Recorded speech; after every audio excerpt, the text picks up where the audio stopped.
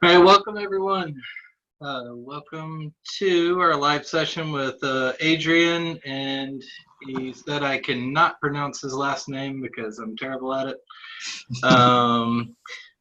We're pleased to have you join us for the XMD Academy live webinar, and we'll be discussing becoming Unreal from concept to playable tonight.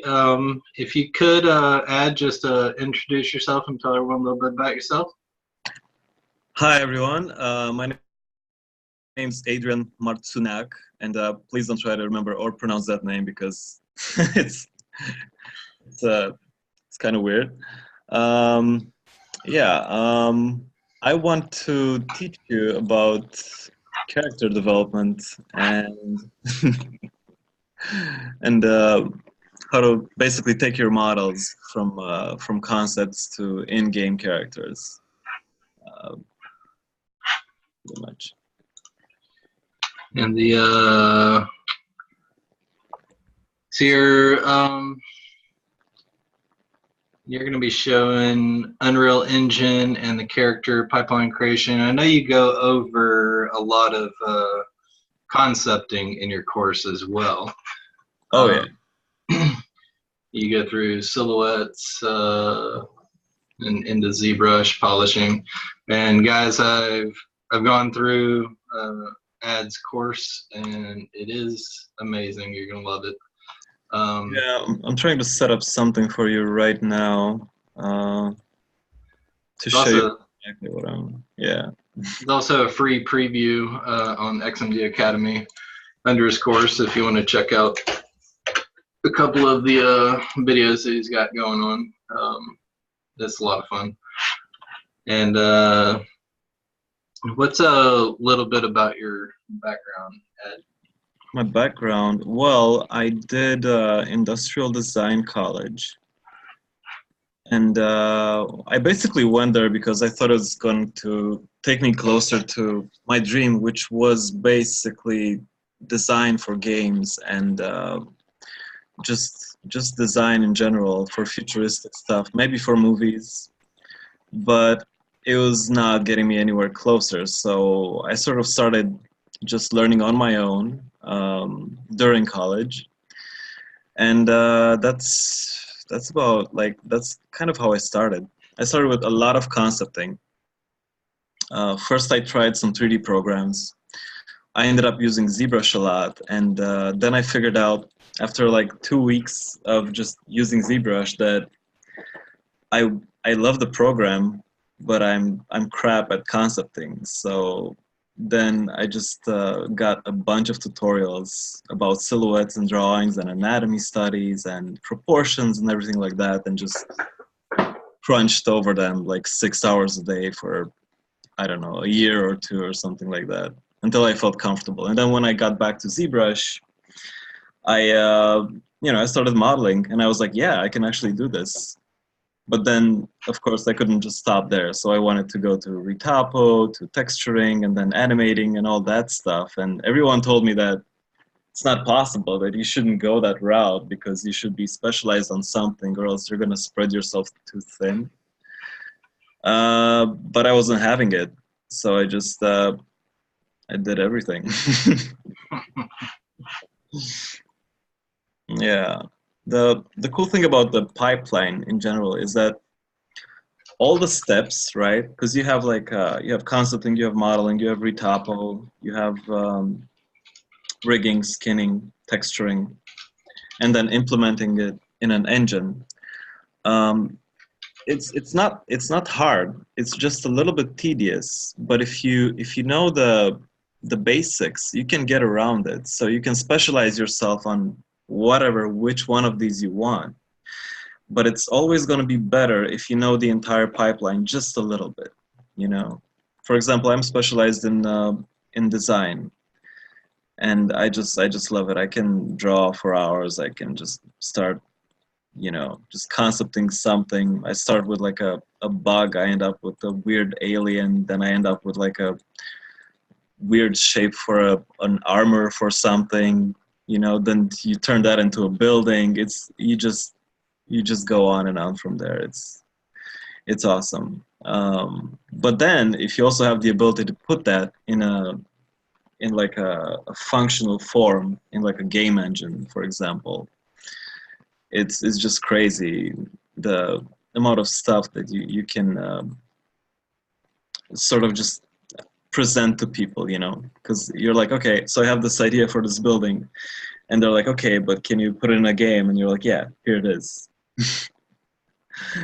And that is gonna give developers an idea about how well you understand the medium in general, and the fact that you're not just good at concepting stuff, but you're good at thinking about things for practical uses, which is what, I don't know, I noticed that a lot of people, a lot of junior artists kind of lack. And that's the reason why I kind of made this course, to present to you the entire pipeline so that you can better understand the medium in which you will be working in if you decide to specialize in one particular area. There's one question for you. Did you start studying on your own or in a group of friends? How'd you keep yourself focused through the first years? That's a very good question. It was actually pretty hard because, you know, when you first start, let's face it, you're gonna suck. And we all go through that.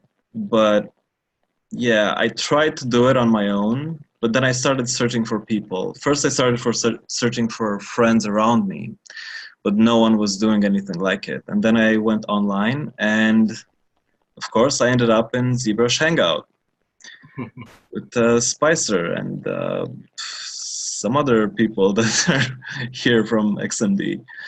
And they helped me a lot. So, yeah, my advice to you is find a group of friends if you all want to do something like this, and keep yourself motivated and just progress all together, you know, like grow together, because that was one of the things that I was really surprised about this group. I was sort of a bit shy to ask questions because I didn't want to waste anyone's time. And, you know, I think, I don't remember who exactly, but I remember that I was really surprised that someone was like, hey, you need some help with that? And I'm like, yeah, sure. And then, you know, we started talking, and then I started asking even more questions, and everyone was very open and happy to share the information that they learned and that they put effort into practicing and all that. You have to find a group of people that are really excited about what they do and that are happy to share their knowledge.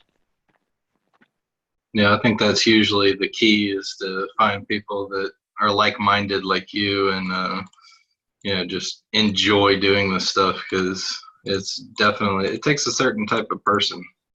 But once you get around enough people that do it, then I mean, yeah, you can definitely blossom very quickly. Yeah. It's really nice when you find people that are actually willing to help out.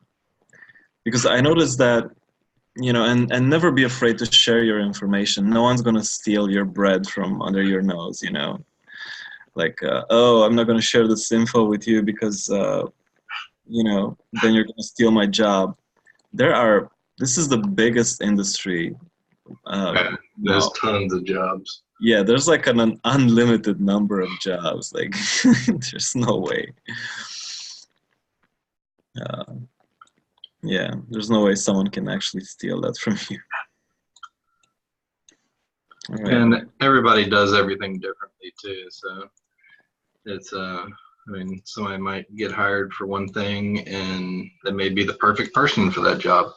Exactly. Somebody else that can do exactly the same thing may not be. There's another question. How did you develop your style? Well, that sort of depends on what movies you look at, what inspires you in general. So for me, it was just a lot of FZD school, for example, and a lot of sci-fi movies. But in general, it's, you know, you'll always fall into the style that you're most compatible with, even if you don't think so. But by just searching through a lot of styles, a lot of different things, trying them out, you'll see that some things come easier than others.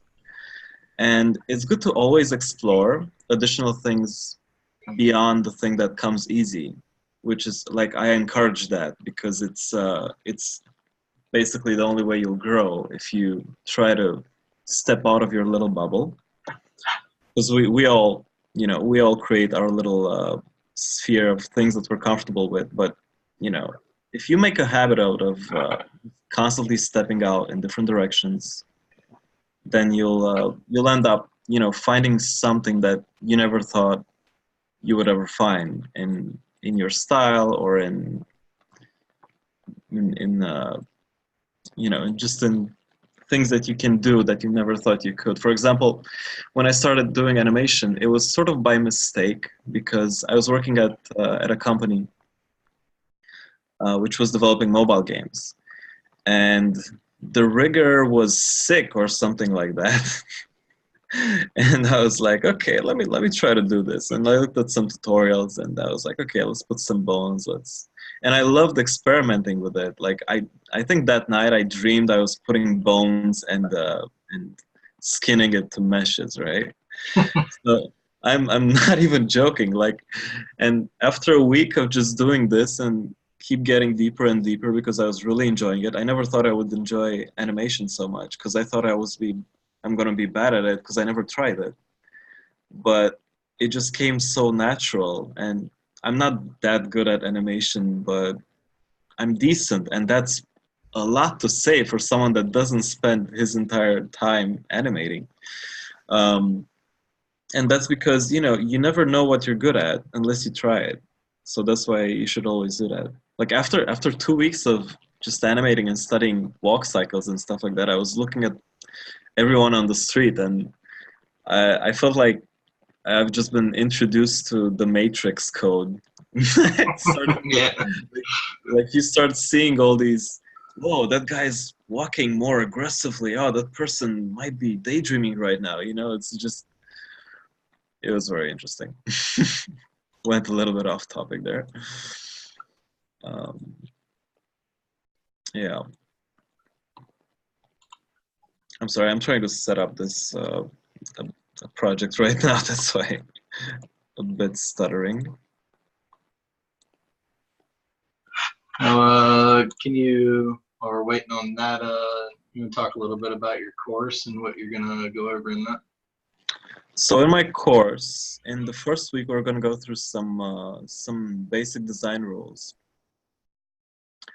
about general concepting, the importance of silhouettes, the importance of the proportions between the big shapes and the complex shapes in between them, the importance of consistency of design, so you're not going to end up with something that looks like it was built in 5 different factories from 5 different factions of, like, I don't know, a planet.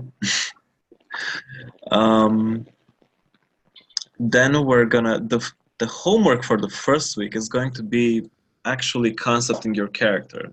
We're also going to go through searching for reference and what you should search for in reference and how you should combine the elements that you find. I do want to say, when I was going through your course, setting it up and everything, the first week completely captivated me. Just sitting there watching you concept and everything, and I didn't have time to really follow along with it, but just following along in my head. But yeah, it was actually a lot of fun to watch that, and there's definitely some stuff that you go over that I mean, a lot of people aren't gonna know. So it's and that's great little. And that's just scratching the surface. Like, honestly, there are so many good videos about and good tutorials about design that go really in depth. I'm just gonna present just the biggest rules that you can probably find out there with just a Google search.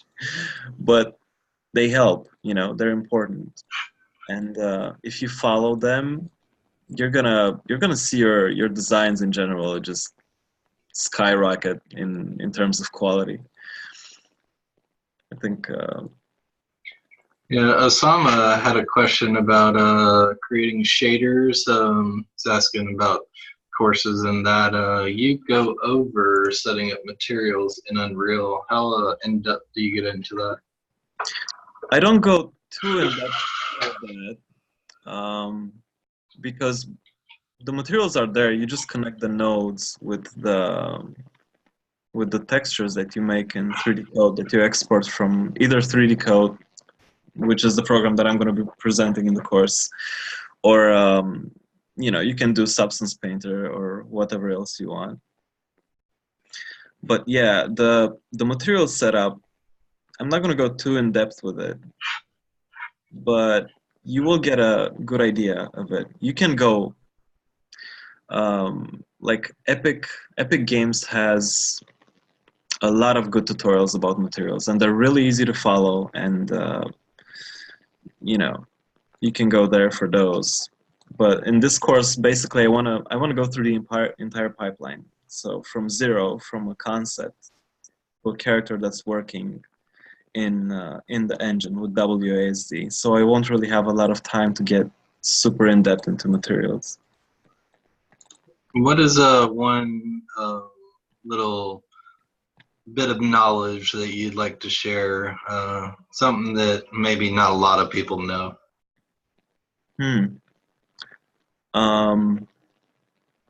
Well, my philosophy is finished, not perfect,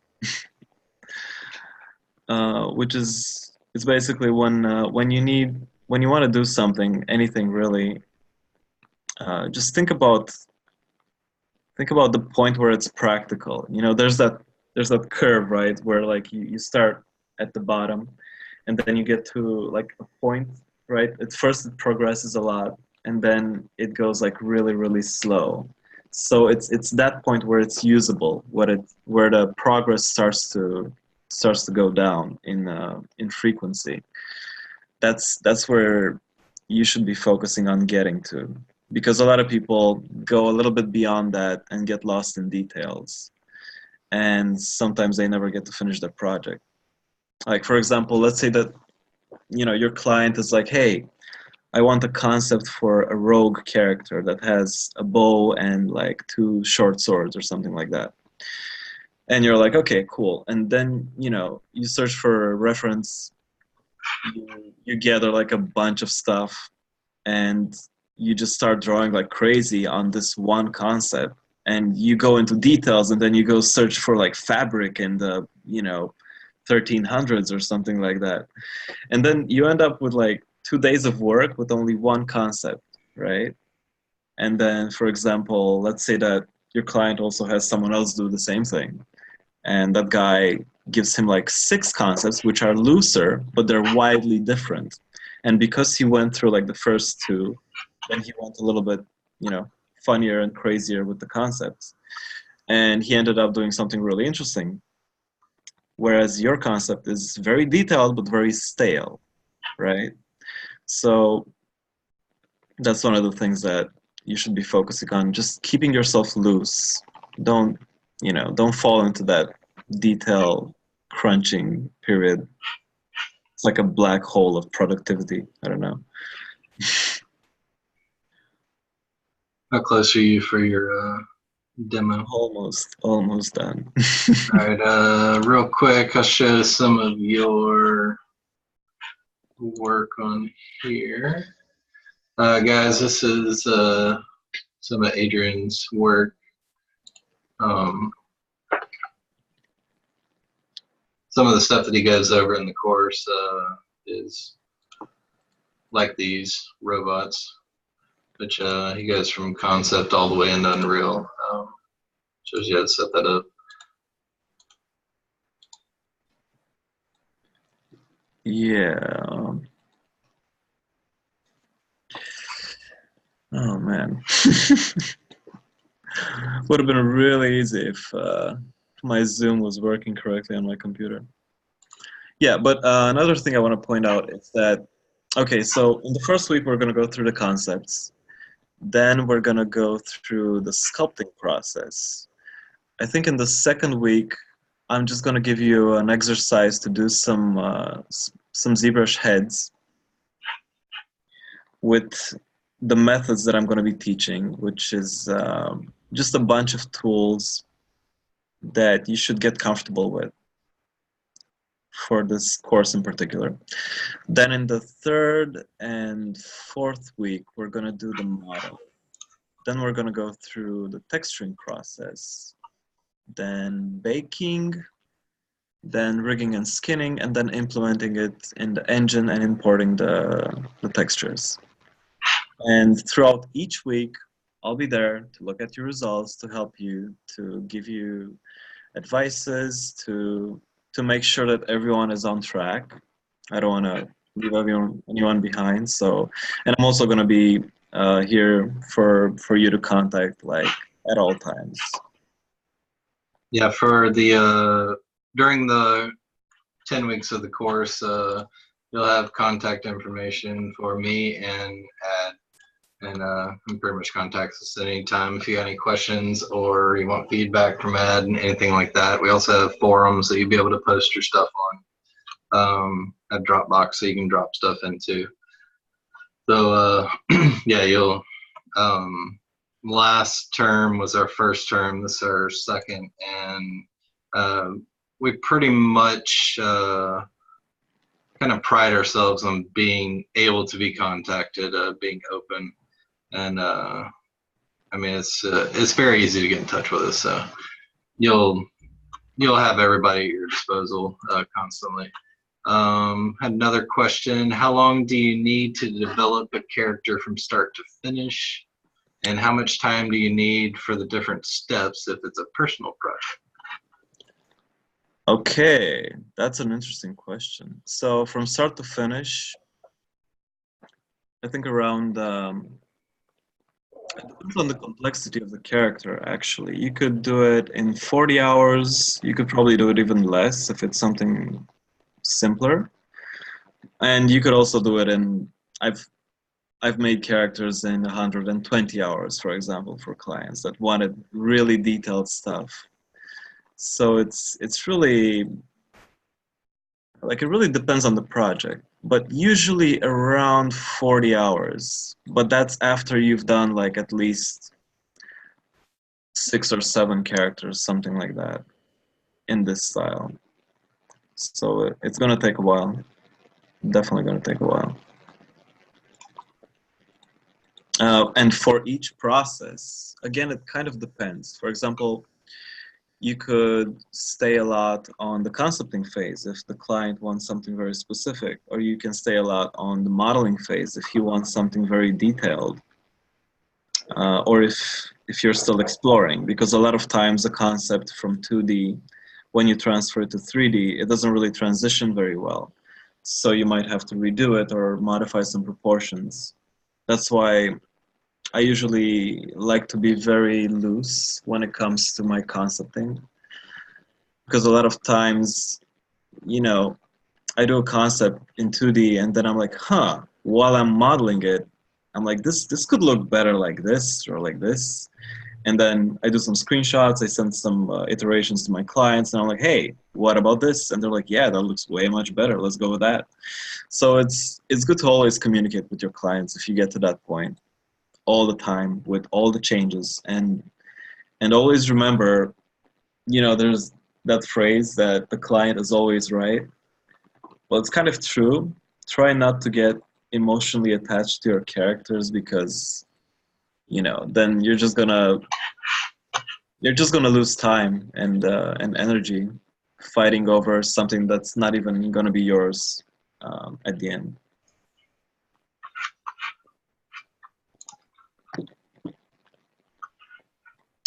Yeah, even the texturing phase. Like, I've had textures where it took me like 20 hours to texture a character, but I also had textures that took me 40 hours. So it definitely depends on the complexity. and what you're doing. I got one more question. How long did it take you to understand sculpting basic skeletal or muscular structures when modeling a character? Oh, honestly, I don't think I understand it now.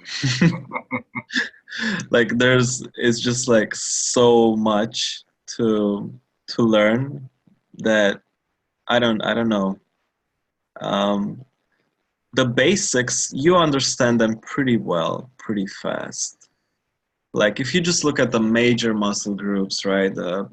Your trapezius, your deltoids, your abdominal muscles, your quads, your forearm muscles, your bicep, your tricep. You're pretty solid. If you understand those, you're gonna be solid. If you want to go even deeper, right? I don't know. Like you can go as deep as you want, but then you gotta ask yourself, what are you really doing? Do you want to do cool characters or perfect, anatomical creatures, which a lot of times are going to go unnoticed by the player base because when you're in a game and you're running around after a character or another, you're not going to be like, You don't stop and be like, his bicep is wrong. Yeah. Screw this game, his bicep is wrong. Yeah, you're not even going to see that. You're just going to be focused on surviving or not being a bullet sponge. Oh man, trying to find the animation blueprint for this character right now. All right, finally. Okay. Now all I gotta do is import some textures. Yeah, Michael, can you show them something or ask me something? Yeah, let's see. So Russell asked when we start the course. The course starts July 15th, next Monday. Duration is 10 weeks. There's also what we call catch-up week, where it's a week in between there will be a live session, but no homework, no lessons or anything to learn, just so if anybody falls behind, you can get caught up on any of that. And fees, the course is $497. There's also an on-demand version that's $249 that doesn't include any of the live sessions with ad. But you get all the information right up front. That's not posted for his yet, but it will be, I think, next week. So, and the link for the course is right there. You can find all the information. It's got overview. There's a video where he shows a little bit about what is going over. Lots of explanation, and the curriculum's in there too. So you can check that out, and it is next Monday that it starts. And spots are filling up very quickly, so make sure you jump in and grab a spot very soon. Not that many of them left, so. And if you want, I can actually give you a quick demo of how to set up a material right now. That'd be good. All right. How do I share my screen here? Green button. Okay.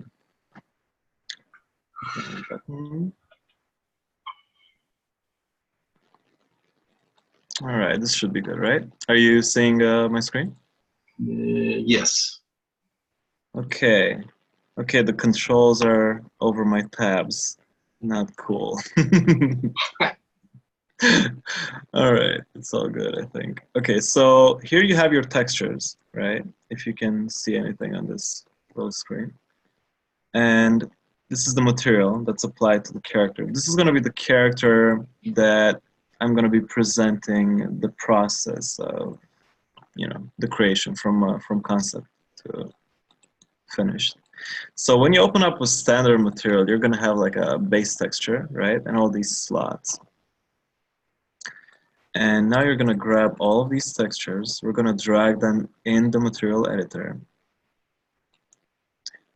All right. And now we're going to put everything in their slots. So let's let them a little bit. So this is the basic color. This is going to go here in the base color. my mouse would be nice and work. Okay, this is the RMA, but I'm going to show you how to. So the RMA is basically a map that has channels for roughness, metalness, and AO. We're just going to use the roughness and the metalness, the metallic. You're using the RGB slots in that, correct? Yeah. Yep. Now we're going to put the normal in the normal slot. And this is my emissive map, which I think I forgot to convert into masks. So you gotta so the textures that you're gonna be using RGB channels separately for are going to work better if you convert them into masks like that. And I'm gonna go over that in the course. So now that I did that, I'm gonna put them back in the material.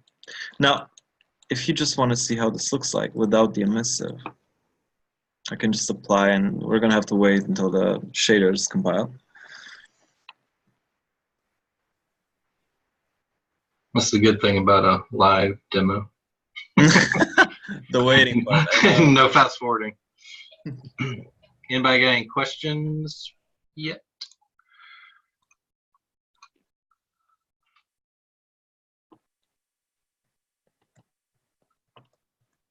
Oh man, I'm actually surprised that my laptop isn't chugging like crazy right now. Also, I need to find the skylight and increase that a little bit. Oh man. Okay, so this is without the emissive. Still looks good. Still looks good, yeah. And now we're gonna put the emissive on it. Go away, evil tip. All right, so the red channel is for the eyes. So I'm gonna get the red channel. I'm gonna multiply it by a 3 vector, which is a color. We're gonna put this red. Okay, whatever. Now we're gonna make a lerp, which is a linear interpolate. Or you don't need to know that. You just need to know how the nodes, what the nodes are called. And actually, we're gonna put the color in B because that's where the white part of that is. And then we're gonna multiply that by a 1 vector that is gonna be 25 times, let's say that. So we'll make his eyes really shiny. And we're gonna drag that into the emissive color and apply.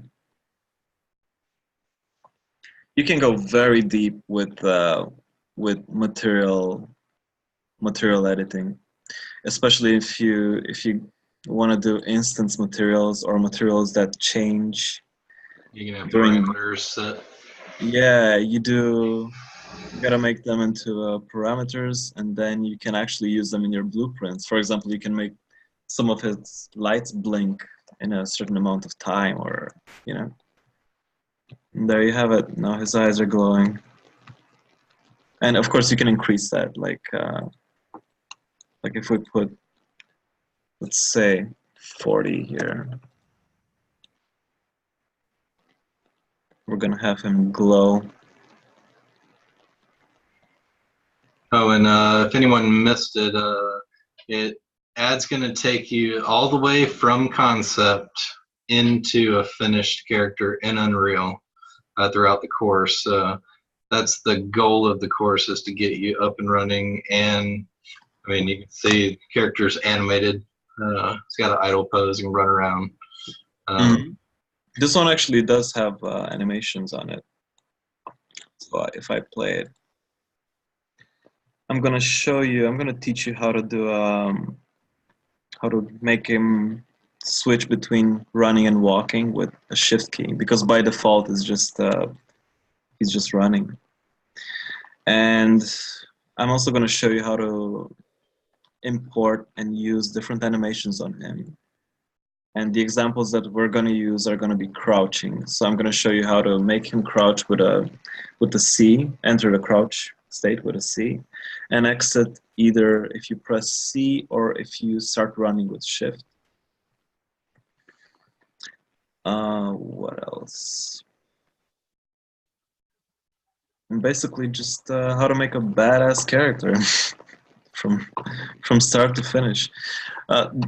The reason why I made this course is because, again, if you have an outlook on the entire pipeline, that's going to help you a lot.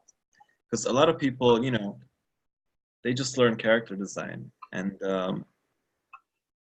then it's like they have this limited spectrum of vision, and they don't know what's, you know, like beyond ultraviolet and under infrared, right? Like they just have like a very short segment of knowledge, and this is what this course is going to do: give you an outlook of a bigger portion of development in general. And it's also great if you want to be a producer, because then you would know, you know, the entire pipeline. If you want, I can show you some other characters that I did. So I have a lot of stuff here, and I already calculated the shaders for it. You can also find these on the marketplace if you want, but yeah, this is the Necron model, which is sort of like more organic, more alien organic, something like that. For this one, I was inspired by some Warframe designs. I wanted to do like a Warframe style character, but with my spin on it. This one also has FPS hands. I know you had to set up your laptop for this webinar because your PC is having problems, but do you have concepting software installed or no? No, on my laptop, no, I don't have anything installed here. I do have a pure ref file. Let me see if I can find it.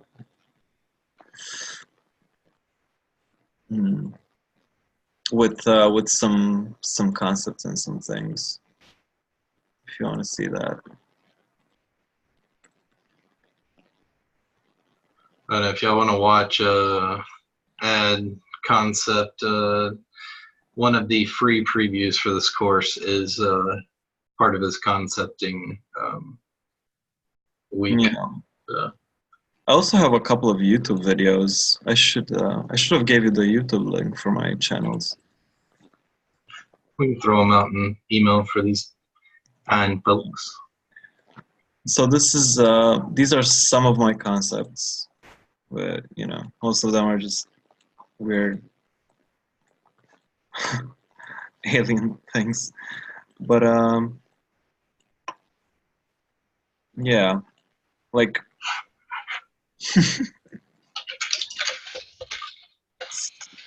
the point of this is, like, if you ever want to get deeper into concepting, this is sort of the phase that you have to go through. You got to go through as much diversity as possible, even though these sort of deal with the same subject matter.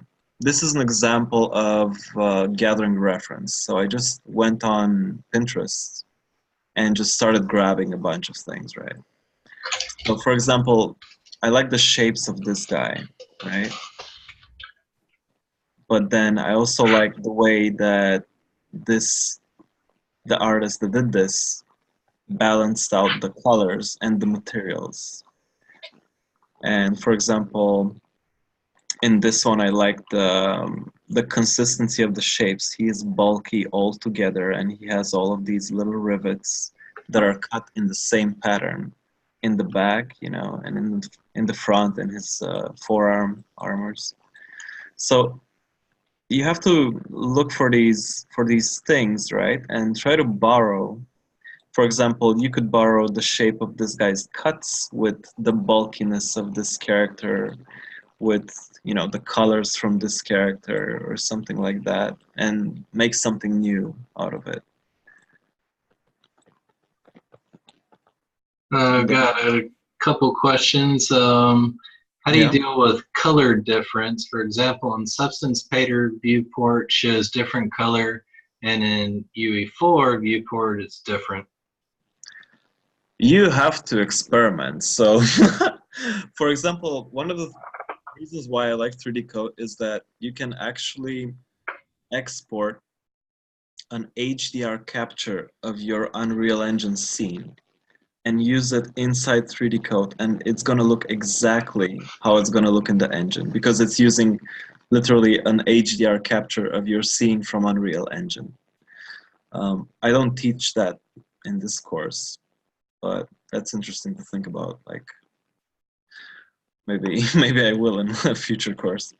But you have to experiment. So one of the things that you could do is try to match your Substance Painter viewport settings and lighting and HDR with what you have inside Unreal, with your lighting setup in Unreal. So you would basically have your model imported in Unreal, your textures exported from Substance Painter, right?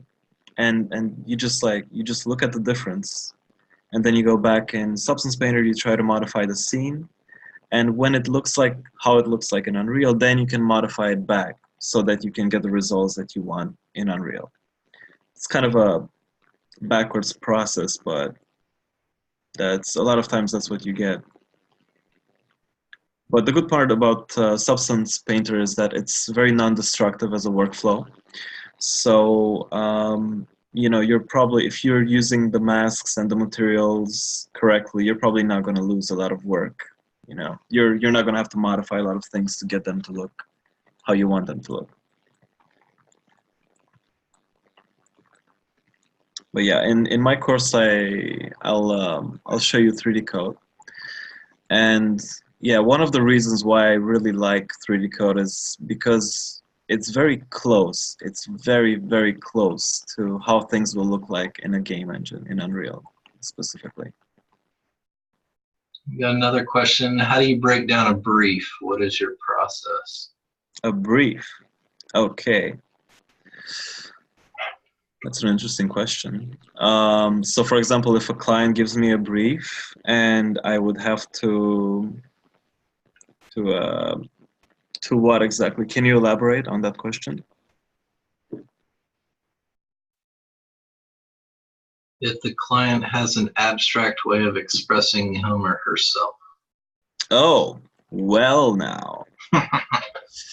Well, your job as a designer, as a concept artist, is to actually learn how to ask the right questions. So if he's being ambiguous, you have to sort of help him hone down on his idea. Sometimes maybe even sketches. You know, maybe like, usually sketches work the best, because a lot of times clients, maybe they're being abstract, but maybe actually they don't really know what they want. So what you might do is you do some sketches and then you present to him, hey, this is A, B, C. Try to not show him too many options, because then he might be confused. But usually 3 options who are different enough work best. So if you show him, you know, if he's like, hey, I want a character that's like that looks like a minotaur, you know, try to mate with a centipede or something like that. Just like, you know, just do one with like a minotaur with centipede legs, you know, like a minotaur with centipede body, horse legs, and like a weird I don't know. Anyway, the point is you gotta make them different enough, but give him options, right? And you can, if you do that, his mind is also going to start racing, and he's going to be like, hey, I don't like any particular one of these in total, but I like this from this, that from that, this from that. and maybe the legs from one inspired him to, you know, think about something else that he wants and stuff like that. And you slowly home in on the character, on the process. What do you think are the bigger benefits to using Unreal specifically for rendering and setting up characters? Oh, well, I don't know if there's a specific reason, but I just find it very easy to learn and very versatile to use. Like, you can get stuff looking good very fast, but at the same time, it's very deep that if you go deeper into it and into the tutorials and the free tutorials, you can get very, very specific results with it. So it's just a choice. All engines are good. It's just what you feel comfortable using, basically.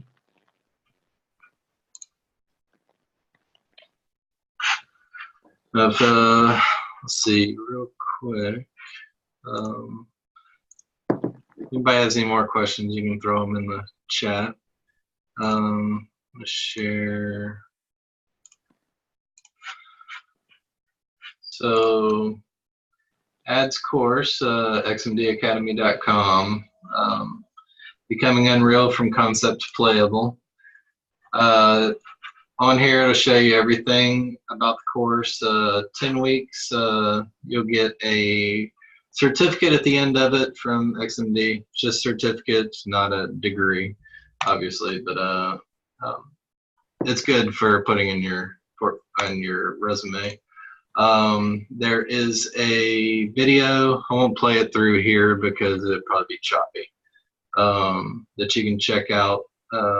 Explains everything about the course, software requirements, tool requirements. Some of his work is on here, and the curriculum. You can check out the free preview on here. He's got 2 lessons for free that you can check out. They're really good. And then goes through all 10 weeks. And registration is open now, and it will close on the 15th, which is when the class starts. So hurry up and sign up if you want in. It is going to be an amazing course. Each week, live sessions with Ad. I don't know did we figure out the date or the time on those? I don't know if we have that pinned down yet. Yeah, but I'd rather it be somewhere either in the middle of the week, like Wednesday, Okay.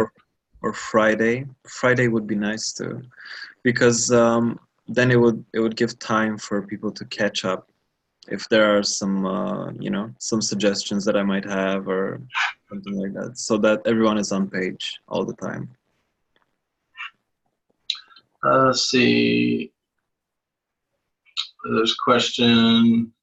Character modeling job opportunity and some industry workflow information. Mm-hmm. Not exactly sure what is meant by that. Are you asking me if I want to offer you a job? Maybe. I don't know. Let's see how well you do on this course. Yeah. You got any other questions? Or I mean, I'm not even gonna attempt people's names in here because, as Adrian knows, I'm terrible at it. You want to elaborate on that question? If anybody else has got any more questions, we have about 9-10 minutes left.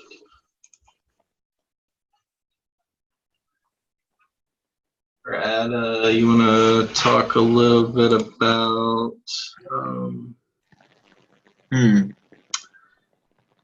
See, so what all tools are you going to go through in your course? The tools. Software. Software. So for gathering reference, we're gonna go with PureRef, because it's an amazing software. Yeah, Pure Rough is awesome. You can just drag and drop like 100 images there and have it somewhere, you know, like in the corner of your screen, and just zoom in, zoom out, and all of them. It's really fast. It's really cool. For modeling, we're going to be using ZBrush, of course, because it's the best modeling software ever, period. No questions asked. Not a sponsor. Yeah. For for texturing, we're going to use 3D-Coat. We're also going to use Retopo in ZBrush and in 3D-Coat. I'm going to show you how to Retopo in 3D-Coat. UVing, we're also going to do that in 3D-Coat. You can do it in whatever you want if you're not comfortable with it. I just find it really fun and really easy in that program. Let's see, what else? The concept thing, I'm going to be using Clip Studio Paint, but you can basically use whatever 2D program, or, you know, sketching, or you can even do a collage and send me a picture of it, you know, it's fine. Yeah, actually, you explained to me why you use Clip Studio. Tell them why you use it, because I thought it was actually pretty cool. I started messing with it myself, and it's a really cool program. Yeah, so there's a couple of advantages for using Clip Studio, because I was using Photoshop at first, but then I switched. One of them is you have the mirror effect, the mirror drawing effect, which is really fast and really easy to use. And it just helps you so much when you're drawing, you know, because you only have to draw or concept one side of your model. And it's just really fast. For example, it has some really quirky little tools that you'll never find in any other software. One example is temporary shortcuts. So for example, if I have a pen tool, right, and I'm drawing, I can have a temporary shortcut on my E key, or Q or F or whatever, that when I hold it down, it transforms my brush into an eraser, but it keeps the shape, it keeps the properties of the brush, right? Then when I let go, it goes back to my pen tool, my initial settings. So this drastically improves my workflow. It just feels so natural.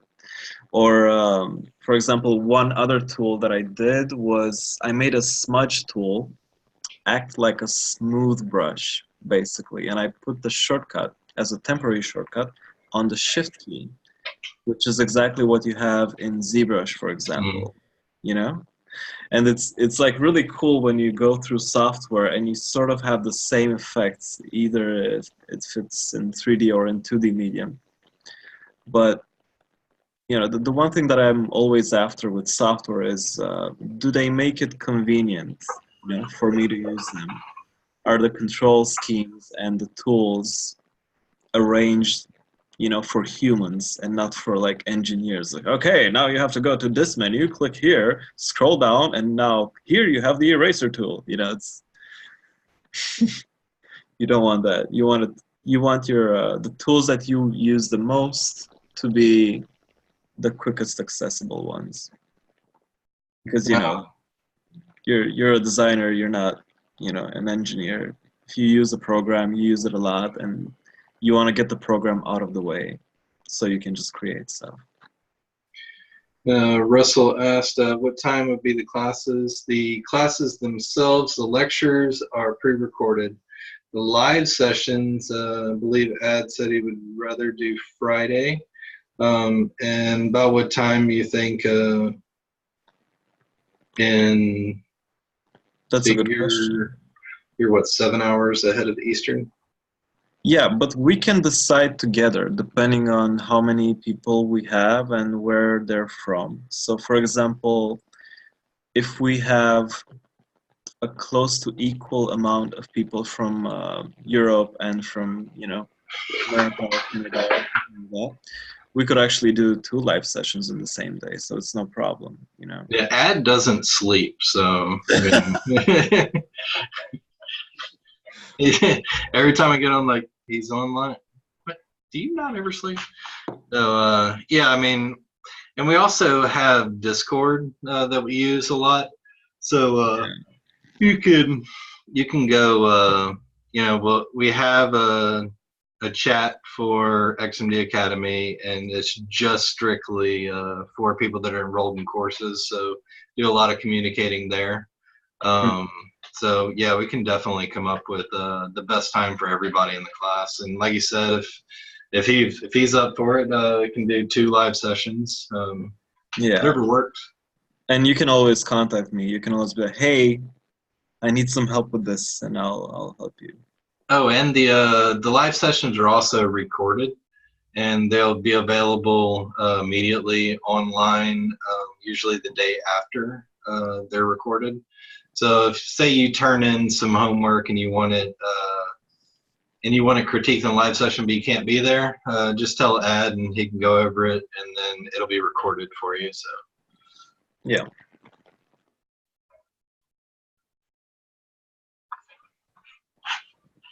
And I can also show you one of my another one of my projects here. If I can find it.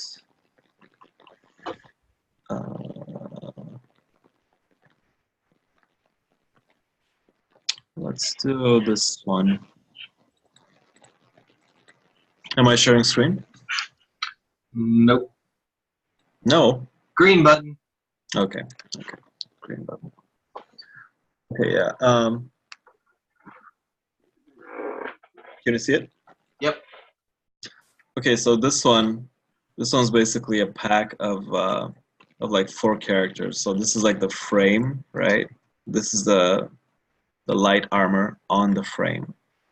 This is the normal armor, and this is like a heavy armor. And they're all really, really customizable. So, for example, if I press play, I have my frame guy, right? When I press shift, he runs, he can jump.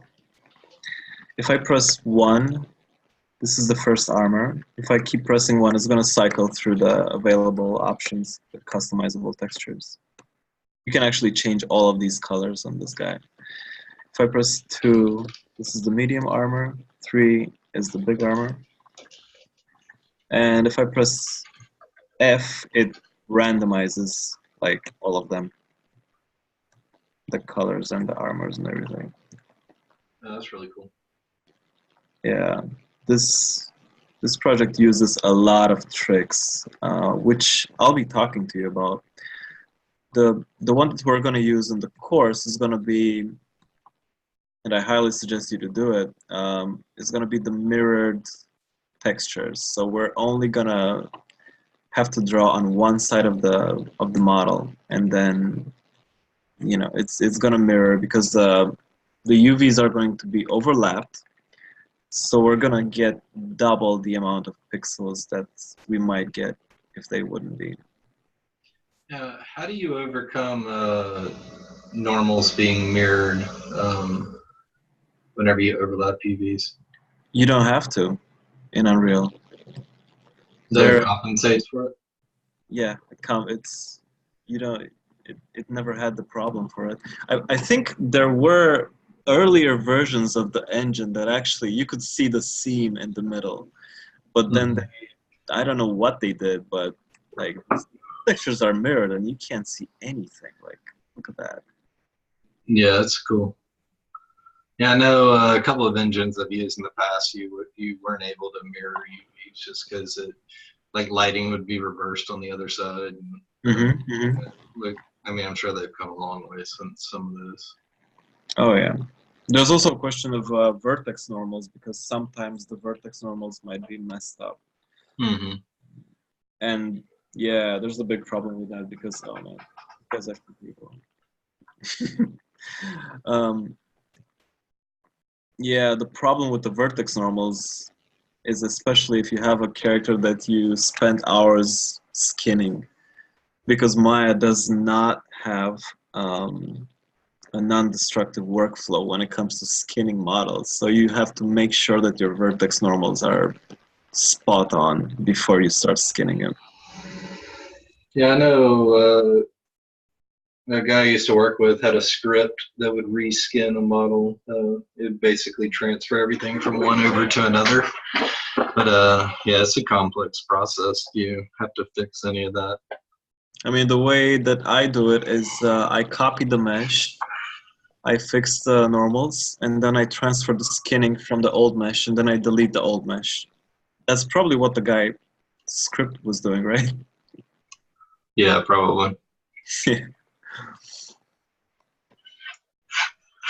Does anybody else have any other questions while we're still here?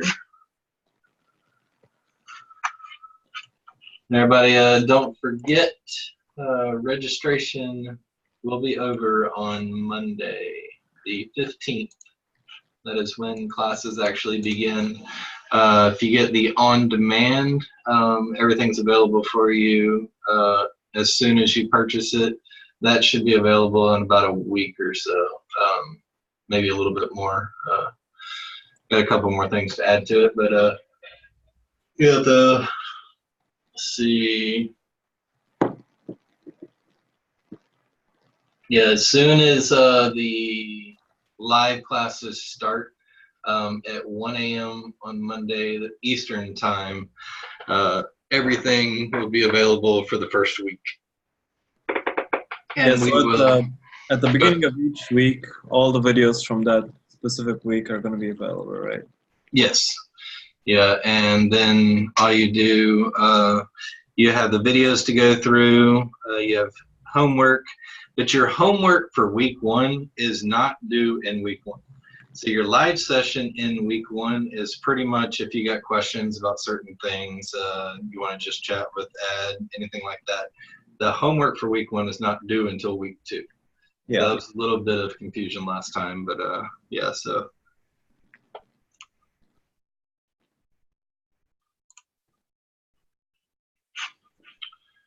And yeah, nobody else has any other questions. Once again, here's the link to sign up, and I'll send out an email to everyone that came with a little bit more information about the course in the next day or two. Yeah, thank you very much for coming, and I hope you enjoyed the live section with Adrian. What's your last name? Martuneac. Real quick, somebody asked, is the course going to be focused on sci-fi designs, or can it be any style? It can be any style, but I chose this one because in sci-fi design you have a variety of materials that you can work with, and it's the texturing part is a bit more complex, and the idea is that if you understand this process, you can pretty much do anything. So that's why I chose, well, this, and also I love robots, so. Wouldn't have guessed it. I know, right? But yeah.